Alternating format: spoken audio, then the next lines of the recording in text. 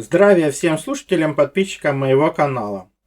Предлагаю в этом видео открыть историческую правду при помощи изначальных смыслов слов. Дело в том, что в наше время исторические смыслы слов извращены с точностью до наоборот, а на самом деле эти понятия полностью раскрывают себя в изначальных смыслах и снимают огромное количество так называемых загадок истории. Яркий пример — это скифы. Читаем официальную версию. Древний, кочевой, ираноязычный народ. Существовал в 8 веке до нашей эры, 4 века нашей эры. Скифы письменности не имели. И родственным скифам народам были савроматы, саки, массагеты. Официальная версия. То есть городов нет, письменности нет, но есть огромное количество родственников. И все кочуют. Непонятно куда, непонятно зачем. Хотя в курганах лежит огромное количество артефактов, которым нужна металлообработка, добыча металлов, их обработка. И все это, оказывается, можно делать в походе. Но, опять же, обращаясь к официалам, мы спрашиваем, а где же жили скифы? Оказывается, столица скифов — Неаполь скифский. Опять же, Неаполь — это по-древнему, по-современному — это новый город. И уже мы понимаем более известные понятия, что нам просто подменяют старые понятия новыми, мы теряем смысл старых понятий, но Новгород хорошо нам известен в наше время. И опять же нам говорят, что скифы кочевники, а живут в своей столице. Причем известно, что они там жили с 4 века до нашей эры по 3 век нашей эры. При этом имеется огромное количество известных причерноморских городов, потому что там шла торговля. В предыдущих видео мы везде там побывали, где чеканились монеты, и оказалось, что на тех монетах изображены скифы, изображены боги скифов, древнейший календарь скифов, письменность скифов. Но нам надо поверить, что все это греки, хотя основное население всех этих городов причерноморских тоже скифы. То есть нас, мягко говоря, явно обманывают, подменяют понятия и делают так, чтобы мы не могли понять старые термины. Понимая, что Новгород, в котором жили скифы на берегу Черного моря, это тот же Новгород, в котором живут и жили потомки скифов, которых мы называем Новгород Великий. То же самое и с письменностью. Потому что нам говорят, что скиталец — это непонятно куда, непонятно зачем. А на самом деле изначальный смысл слова простой. В древней Спарте при передаче секретных донесений использовалось нехитрое приспособление для шифровки. На ровно выструганную палку навертывали веревку или кожаный ремешок. Потом на ней писали короткое сообщение сверху вниз. Затем распускали веревку или ремешок, который прятали в одежде или подпоясывались. Посланец отправлялся в путь со своей палкой, и таким образом шифрованное донесение достигало цели. Веревку или ремень вновь наматывали на палку и читали. Такая палка называлась скитала. А, соответственно, человек, доставивший депешу на скитале, считали скиталом, то есть скитальцем. То есть скиталец — это тот, кто доставляет зашифрованное сообщение. И все это известно прекрасно с древних времен Спарты. И доставляет он это зашифрованное донесение между укрепленными городами, которые существуют вплоть до нашего времени. И мы их знаем как крепости звезды. То же самое мы видим на лингвистической карте 18 века. Ее составил лингвист из Нижней Силезии Готфрид Хензе. И что же мы видим? Красной стрелочкой выделено письмо скифов. Хотя здесь есть и руница, и глагольница, и славонница, и рутеница, то есть огромное количество видов письменности. Но присутствует скифское письмо, которое положило началом всем письменности Ближнего Востока и греков так называемых, и римлян, всех так называемых просвещенных народов, которые взяли ее у скифов. Поэтому при наличии такого огромного количества фактов, которые, мягко говоря, полностью опровергают официальную версию, нам нет смысла ждать, когда официалы прозреют. Они все очень заняты поиском той 4-й обезьяны, от которой произошли. А мы можем это найти самостоятельно, потому что народ, не знающий своего прошлого, не имеет будущего. Это говорил Ломоносов, и он совершенно прав. Начнем с прочтения старой русской сказки. Финист Ясный Сокол. Жили-были стародавние времена в скуфе лесном. И дальше пока не будем продолжать. Почему? Потому что в стародавние времена в скуфе лесном, опять же, это деревянный терем, в котором живет целая семья. Но живут они в скуфе. Почему в скуфе? Все очень просто. Форма защитных стен поселения. Вот она перед вами внизу. То есть есть скит, а есть скиф. И они отличаются только формой защиты. Ну а что такое кит? Кит — это связка прутьев, жердей, веток, такой величины, чтобы как раз удобно было принести из леса. Потом она использовалась для строительства ограждения вокруг поселений или основной ее части в виде жердей, прутьев, веток. То есть строился плетень для начала.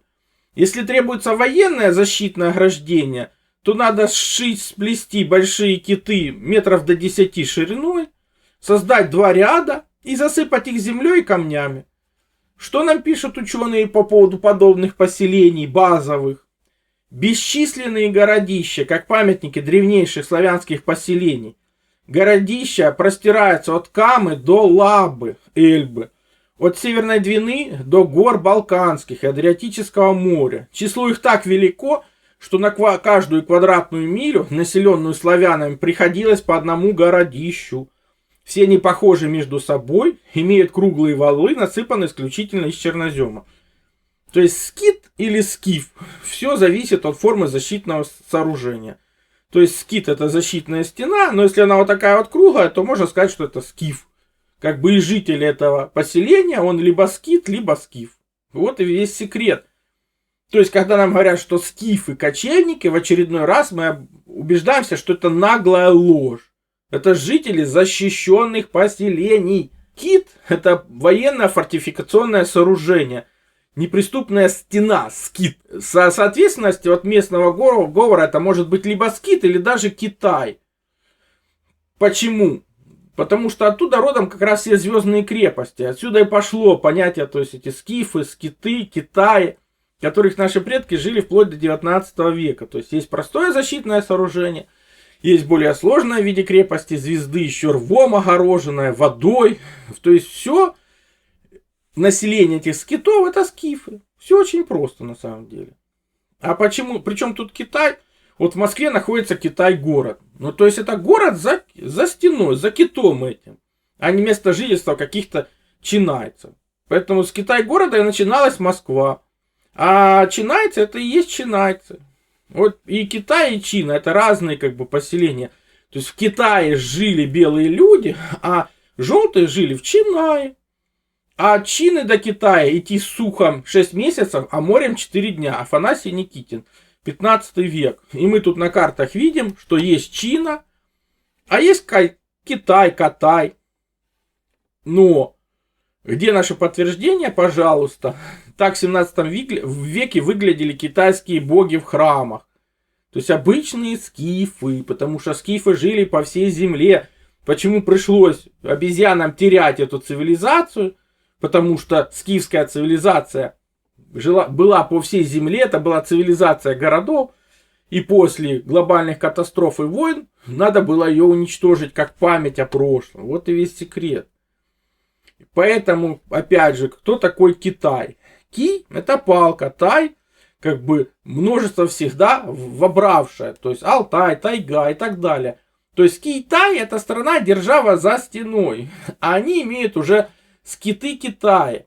То есть защищенные поселения, имеющие свои нерешимые границы, скифские и китайские вот эти стены. И все думают, что вот она, китайская стена, это там, где Чина. Ничего подобного. Все эти скифские китайские стены идут от Британских островов до Китая. То есть они есть и в Америке. То есть если посмотреть, то это как раз как защищалась скифская цивилизация древности от как раз войн со стороны древних агрессоров, которые шли с Ближнего Востока. Или мечом, или как раз искажением истории. Друзья, вы знаете, что я давно сотрудничаю с брендом Synthesit. И главный продукт имеет фантастические свойства, подтвержденные исследованием известных ученых и НИИ, и отзывы сотен потребителей, среди которых также есть известные люди. Однако хотел бы обратить ваше внимание, что у них также есть большая линейка различных добавок, которые хорошо показали себя в сочетании с синтезитом. Например, синтезит сердца-сосуды с куркумином. Он имеет мощнейшее противовоспалительное и антиоксидантное действие. Синтезит иммуноактив с водорослью фукус, которую называют секретом японских долгожителей. Синтезит суставы и синтезит коллаген – отличные препараты для профилактики проблем с суставами. Все эти продукты можно купить на сайте Синтезит или на маркетплейсах. Перед нами карта 16 века Артелиуса Абрахама, где четко видно, что вся Сибирь – это огромное количество городов. Опять же, это те так называемые монголо-татары, не просто так названные. Опять же, известен весь мир, очертания всех континентов, известна Даария, Северный полюс, Южный полюс, огромное количество городов в Северной Америке, в Африке. Но потом это все погибнет в глобальной катастрофе. Потому что вы спросите, а как же все изменилось? Глобальная катастрофа, к сожалению, периодическая. Ну, плюс войны и уничтожение знаний о настоящем прошлом Земли. Опять же, все не просто так. Подтверждение мы находим в Америке. Здесь описан разговор Джона Севьера 1783 года с вождем Чероки. Что он говорит? Ближайшие курганы были созданы белыми людьми, которых Чероки изгнали с их земель. Этих белых людей индейцы прозвали луноглазы. Им принадлежат создания города Кокохия и парка Фор-Маунти, который потом захватили Чероки. По наводке вождей связь с курганами была установлена, определен возраст курганов 2500 лет. И действительно современные исследования показали, что там в курганах находятся останки белокожих, рыжеволосых людей, которые когда-то жили на территории Алабамы, Джорджии, Кентукки, Северной и Южной Каролины, Теннесси, Вирджинии. Вот они, первые владельцы земель американских. При том, что так называемые коренные американцы, генетически выходцы из Сибири, попали не туда совместно со скифами. Причем, опять же, вся Сибирь завалена разграбленными курганами. Но наука это не замечает. Нам надо верить, что скифы это жители только Причерноморья. Все. Опять же, подтверждение мы находим в универсальное основание универсальной истории, по которым учили дворянство 18 века. И вот 621 вопрос. Какие перемены произошли в северной части Америки? Скифы пришли в Америку от севера, разорили все, что финикиане здесь сделали, завладели этой землей. То есть не только через Китай шло заселение как бы Америки, но и как раз шло заселение из Ближнего Востока. Опять же, 613 вопрос. Первые жители Америки. Хананеи и финикиане. Причем хананеи нам более интересны, потому что финикианов все-таки выбили оттуда скифы. А хананеи остались. Кто же они такие? Находим ответ у Авраама Яковлевича Гаркави, который еще 150 лет назад установил, что, изучая еврейские тексты, стало понятно. Славянский язык носит средневековье и в еврейской письменности название ханаанского языка, как и вообще славяне. Вот и весь секрет, почему и этих скифов пришлось терять. И пришлось терять еще один маршрут освоения Америки, по которому и прошел Колумб, основываясь на старых картах ханаанцев. Опять же, они же дарили письменность всему Ближнему Востоку. Перед нами найденная мозаика 27 ветхозаветных и новозаветных городов Египта и Святой Земли. Найдена она в районе Иордании. Но что нам там интересно? Надписи. И тут написано Неаполис. Мы теперь знаем, что Неаполис это новый город или Новгород. Там же такие надписи интересные, как Филадельфия. Опять же, прямая связь Ближнего Востока со скифами и с Америкой, которые тоже, опять же, заселяли скифы. Один из путей заселения шел как раз с Ближнего Востока. И опять же, тот же Неаполь в Италии, это тот же город славян. Возник в IV веке до нашей эры. Но мы уже были в этой Италии. И Рим основали славяне. И Венеты это славяне. И так называемые этруски, они сами пишут, что не славяне, рассены. Но науке это, конечно, не интересно. Но, может, будет интересно вам. Потому что в словаре Стефана Византийского в VI веке указано «этрусский» — это славянское племя. Итальянский историк Иоанн де Рубертис, а по-русски просто Иван, пишут «славянские поселения в Неаполитанском королевстве». Описал он это в 15 веке. Какие города основали в Италии, по его мнению, славяне? Монте-Миро, Сан-Феличе, Тавенна, Серетело, то есть этруски ввели в Италии законы, были первыми философами, геометрами, жрецами, строители городов, храмом, изобретатели военных машин, врачами, художниками, скульпторами, агрономами.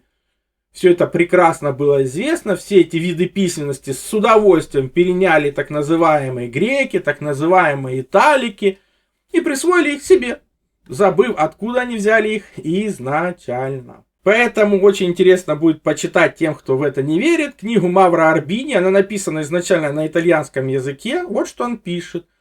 Русская империя мужеством своих воинов и лучшим в мире оружием тысячелетиями держала всю вселенную в повиновении и покорности. Русские всегда владели Азией, Африкой, Египтом, Македонией, Персией, Грецией, Иллирией, Моравией, Шлевской землей, Чехией, Польшей, всеми берегами Балтийского моря, Италией и многими другими странами и землями. И это он написал еще в начале 17 века, основываясь исключительно на письменных источниках, в которые в наше время наши историки с удовольствием потеряли. И теперь рассказывают нам всякие небылицы про тот же Новгород Великий, что оказывается у них в летописях он основан в 859 году. Ну, спасибо тем, кто все-таки оцифровывает архивы. Товарищ Нестор описывает Новгород как основанный вернувшимся с Дуная славянами, они же гуны в кавычках, в первой половине 5 века по Рождеству Спасителя. Они же основали Новгород вместе с Киевом, вместе с городом Киевец на Дунае. А основан был Новгород, для отличия от единой прежде построенного города, названного Славенском, на версту расстояния от этого старого Славенска. Подождите, что за Славенск? Почему как бы на версту от Славенска древнего? Ну, Славенск основали славяне. А когда же они основали Славенск? Опять же, благодаря цифровке архивов, летопись от начала России до Полтавской баталии, часть 1, 1798 год в Питере выпущена. Читаем. От создания мира до потопа лета 2242. А от потопа до разделения языка 530. А разделение языков до начала Великого Славенска, ныне Великий Новгород, 327. А от всех лет от сотворения мира до начала Славенского Великого 3099 лет. Сейчас по славянскому, самому древнему и точному астрономическому календарю идет лето 7534. То есть Славенск был основан более 4400 лет назад. И этому есть и письменные, и археологические подтверждения.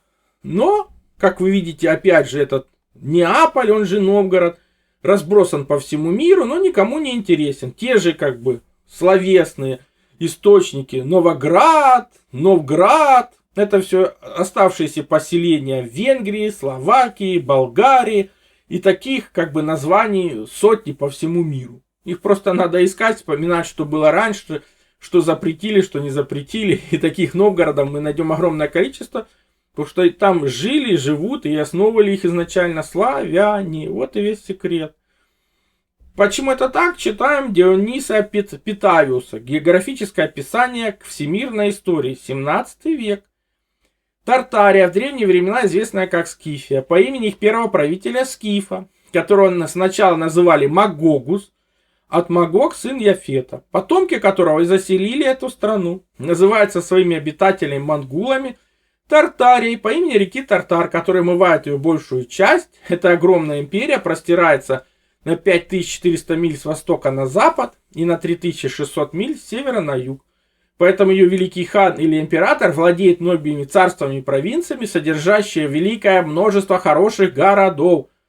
То есть здесь правдивая история 17 века и четко показана прямую связь скифов с тартарами, с Яфетом и что они живут в городах. Вот и весь секрет. Но кто такой Яфет, Япет Иапет, Иафет, то есть один из сыновей Ноя. В средневековой ранней современной европейской традиции он считался прародителем европейских, то есть белых народов. А кто у него сын? Иван. Да, можно искажать Яван, Юнан, Йон, он же Ной. Один из его сынов. Там же и Магог, или тот, кто как раз есть потомок Яфета этого. То есть это прародители тех народов, которые выжили после глобальной катастрофы. Один из них тоже Прометей, например, прародитель греков, а изначально скифский царь. Опять же, это все есть в истории. То же самое открываем киевский синопсис, книгу до того момента, как в русскую историю встряли иностранцы, которые исказили ее, не зная даже русского языка. Что он пишет о Мосохе, этот источник? Мосох, шестой сын Иафета, внук Ноев, толкуется по-славянски как вытягивающий, растягивающий, то есть натягиватель лука, который расширение имеет самое большое, потому что от него произошли народы московские, славяно-российские, польские, волынские, чешские, болгарские, сербские, хорватские. У них общий язык. А пришли они после потопа в 131 лето, они шли от Вавилона с племенем своим и как раз заселяли эти свободные земли. И в том числе дошли до Славянска Великого. То есть, если эти источники есть, прекрасно. Поэтому тот же Юрий Долгорукий, это тот, который максимально растянулся, расширился, освоил большие поселения. Вот и все. Ну, при этом хорошо стрелял из лука, как бы защищал свои интересы. И все народы российские от этого прародителя и вышли.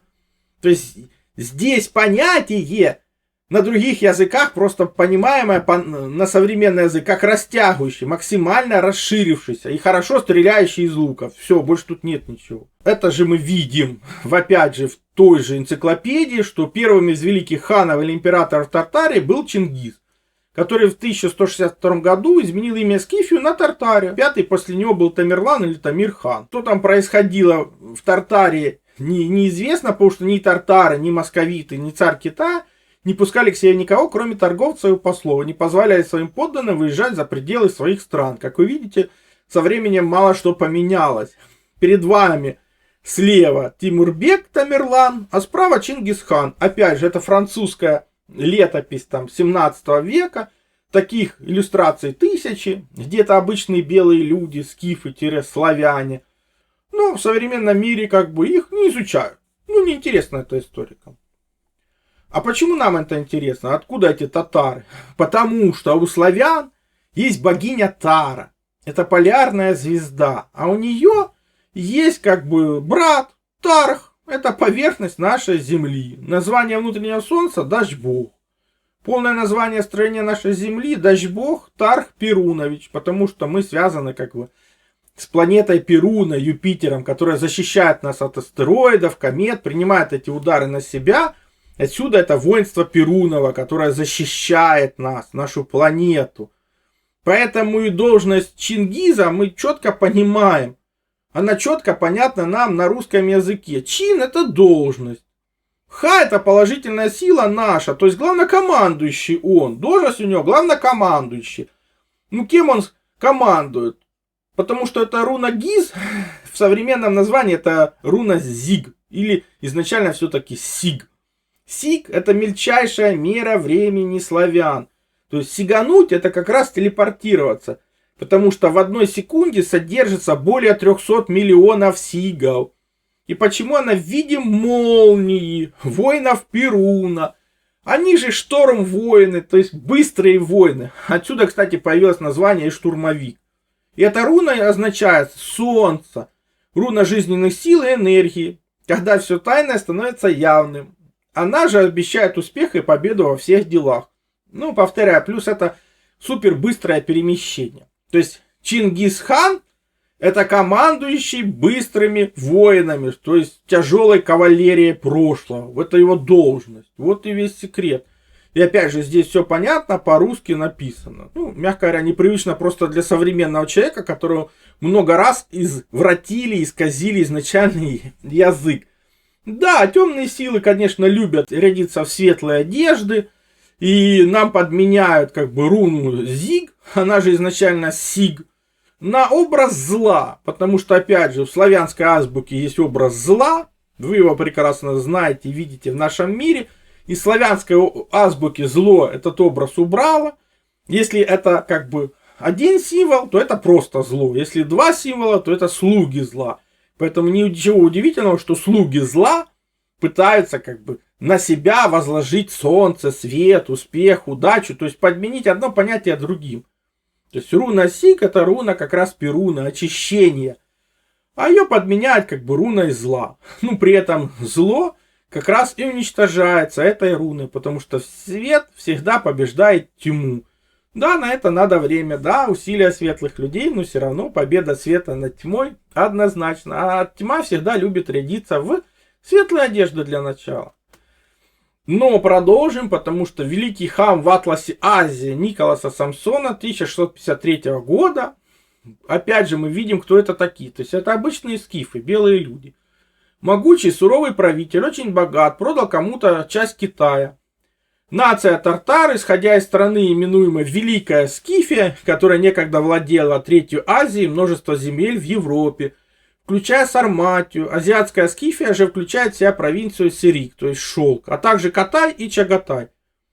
О чем здесь говорят? Кто такие тартары? Это те же скифы, которые владели огромными территориями, ну, потому что они на них и жили, честно говоря. Для подтверждения посмотрим на скифского воина 7-6 веков до нашей эры. Он одет в позолоченные чешуйчатые доспехи.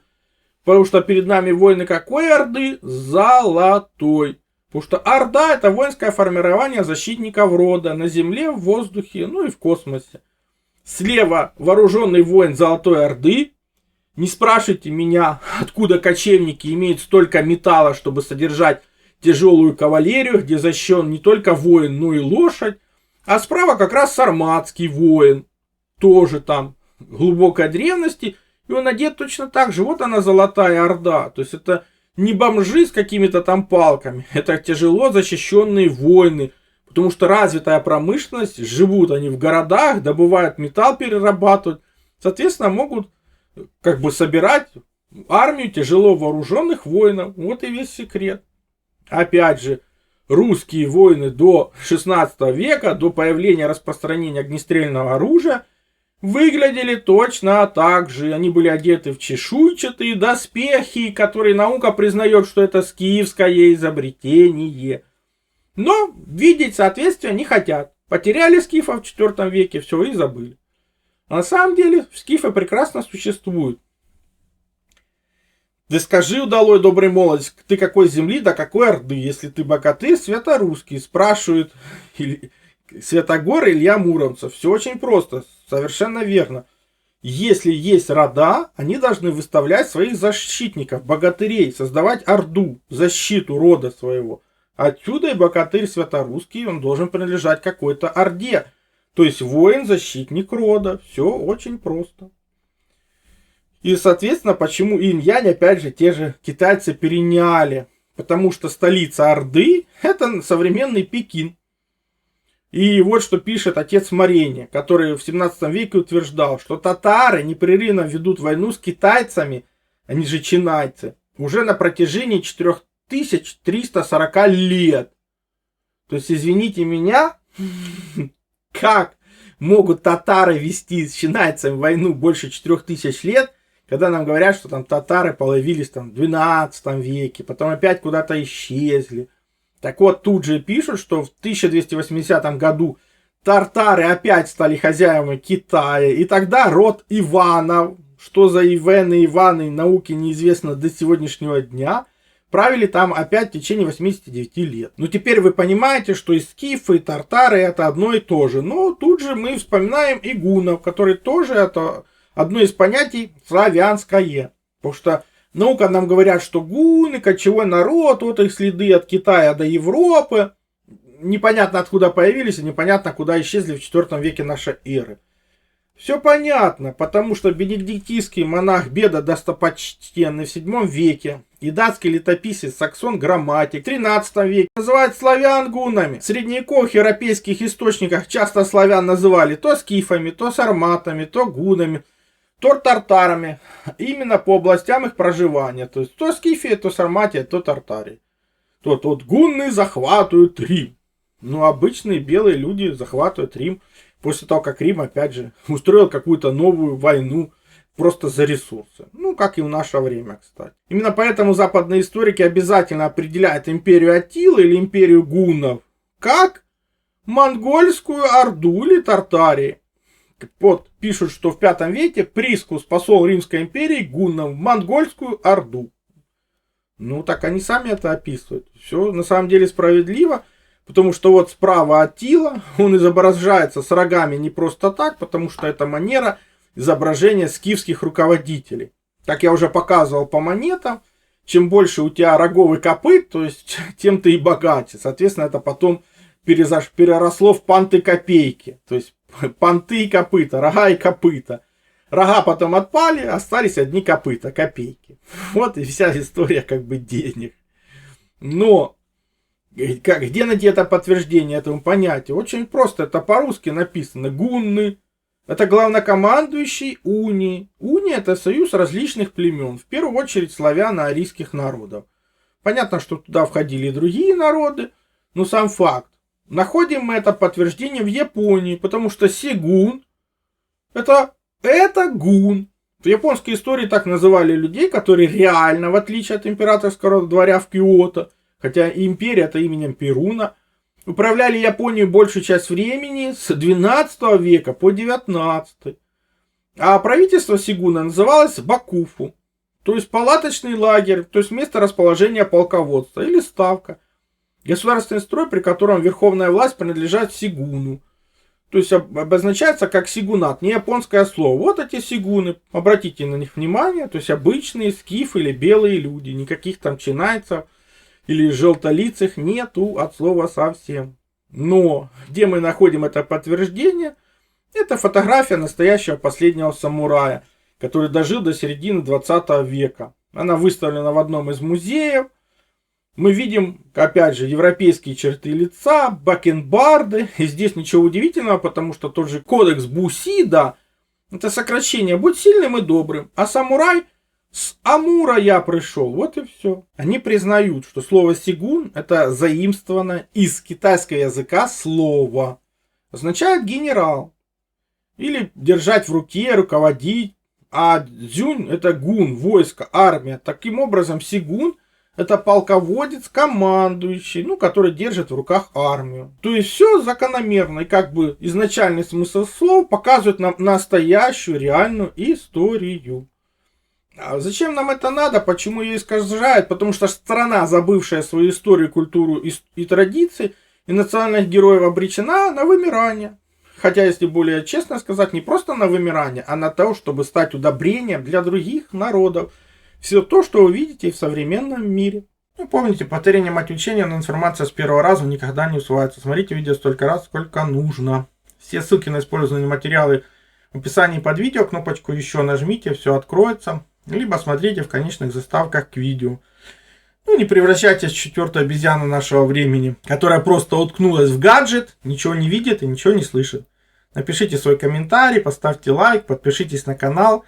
Поделитесь видео в социальных сетях, для того, чтобы здравомыслия стало больше, новые исследователи подключились к этому направлению, больше информации на канале и в конечных заставках к видео.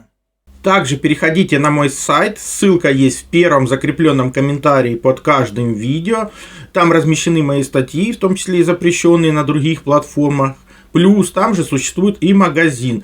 Магазин существует для тех, кто хочет и может поддержать мою деятельность, для того, чтобы я ее и продолжал. Я же смогу вам содействовать в том, чтобы вы узнали свое предназначение по дате рождения, либо освоили силу живой воды, проводили измерения, которые помогут понимать, что вы едите, что пьете.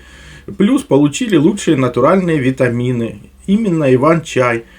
Плюс, опять же, сила живой воды – это водород и озон. Именно эти две структуры воды помогают нам сохранить здоровье и вылечиться от любых болезней, потому что они универсальны, подходят как одному человеку, как и всем членам семьи, и один раз купленные не требуют других расходников. Плюс, например, детектор электромагнитного излучения. Мы все живем в городах, а там огромное количество электромагнитных полей, и имея эти простые измерительные приборы, вы сможете не попадать под их влияние, а значит будете меньше болеть и дольше просто проживете без лекарств.